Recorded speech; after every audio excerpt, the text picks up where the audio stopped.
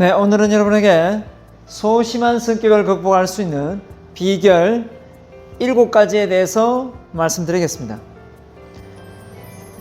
여러분의 소심한 성격을 극복할 수 있는 첫 번째 비결은요, 자신을 과소평가하지 말자라는 것입니다. 많은 사람들이 자신을 과소평가하고 남을 과대평가하는 경우가 많습니다. 그렇다 보니 자신이 소심한 성격이 되는 것입니다. 왜 우리는 자신을 과소평가하고 남을 과대평가할까요?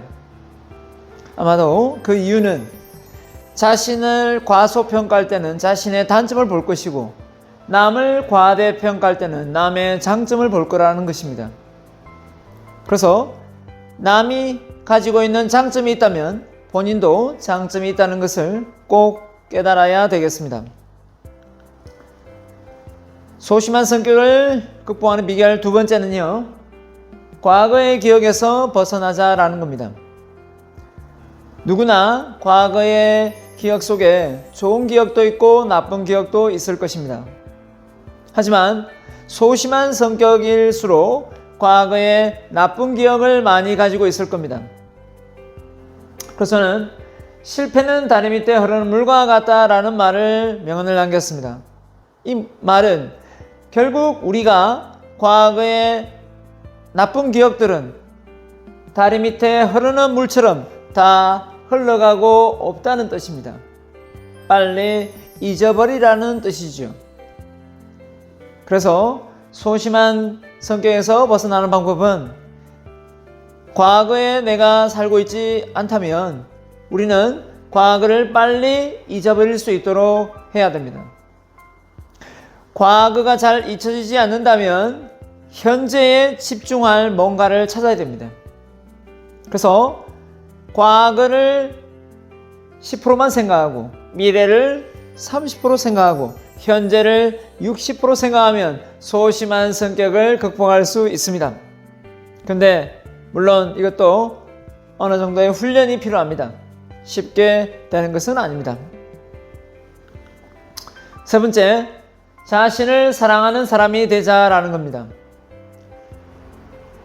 많은 소심한 사람들은 자신을 엄청나게 과소평가합니다.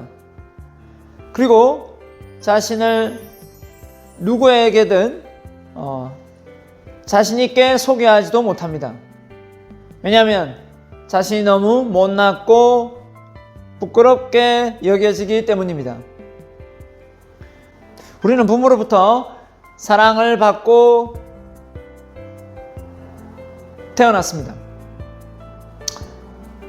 그런데 많은 사람들이 그 사랑을 잊어버리고 현재 살아가고 있는 사람들이 많습니다. 물론 어릴 때 사랑을 많이 받지 못했다 하더라도 여러분은 지금 현재 충분히 사랑받을 권리가 있습니다. 있는 그대로를 사랑할 수 있어야 됩니다. 내가 나를 우습게 보면 남도 나를 우습게 본다라는 말이 있습니다. 내가 나를 우습게 보지 않으려면 어떻게 해야 될까요? 내가 가지고 있는, 현재 가지고 있는 그대로를 사랑할 수 있어야 되겠습니다. 이게 잘 안 된다면 저는 암시를 합니다. 거울 앞에 서서 난 내가 좋아, 난 내가 좋아, 아무 조건 없이 난 내가 좋아 라고요. 이렇게 했더니 저 자신을 사랑하는 마음이 생기더라고요.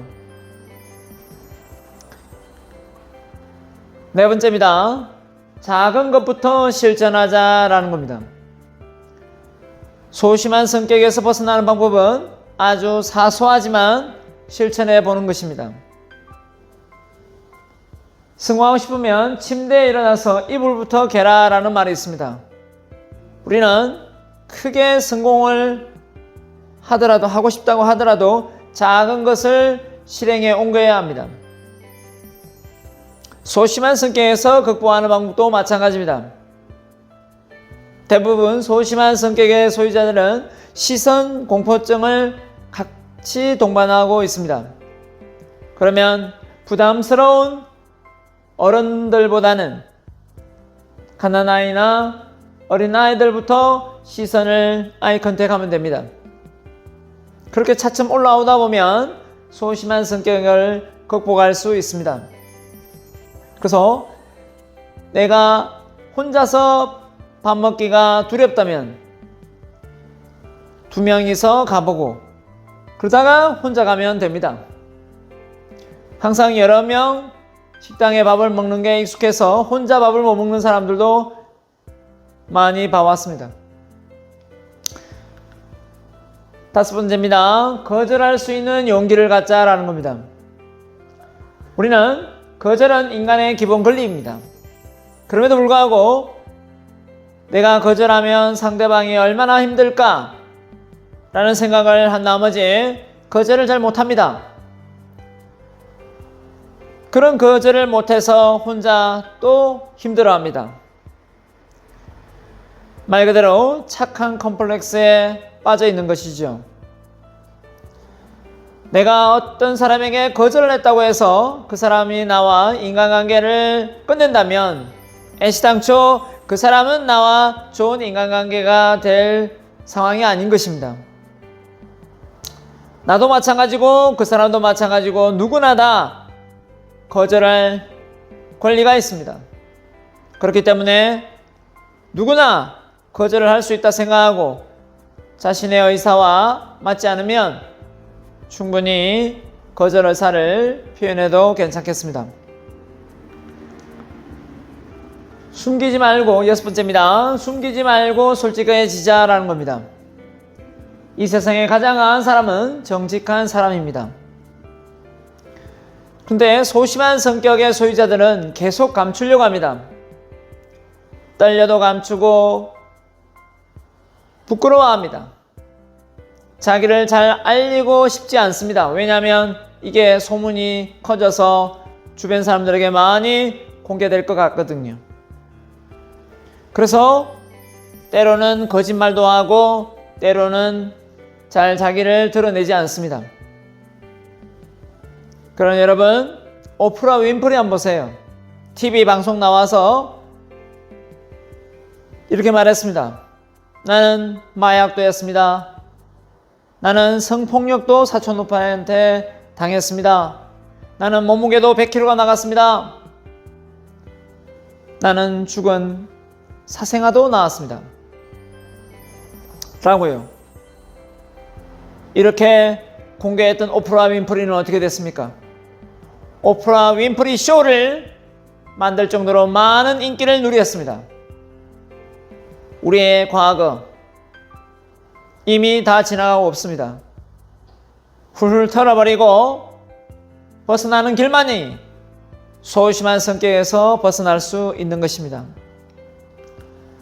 7번째입니다. 남들에게 기대하지 말자라는 겁니다. 남들에게 기대하지 말자. 소심한 성격은 전화를 붙들고 전화가 오기를, 문자가 오기를 기대합니다. 아니, 기다립니다. 누군가가 먼저 아는 척 해주고 인사해 주기를 학수고대합니다. 여러분, 기대하지 마세요. 기대하지 말고 먼저 연락하고 먼저 문자 보내고 먼저 말을 거셔야 합니다. 그래야 소심한 성격에서 벗어날 수 있습니다. 저는 이런 소심한 성격에서 벗어나기 위해서 제 고향인 진주에서, 울산에서, 대구에서 이렇게 이동할 때 항상 옆자리에 앉는 사람에게 말을 걸었습니다. 많은 오해도 받았습니다. 하지만 그런 실전 경험이 저의 성격을 완전히 바꿔놓았습니다. 낯가림이 아주 심했지만 이제는 극복했습니다. 이제는 내가 필요하면 낯선 사람에게도 얼마든지 말을 건넬 수 있습니다.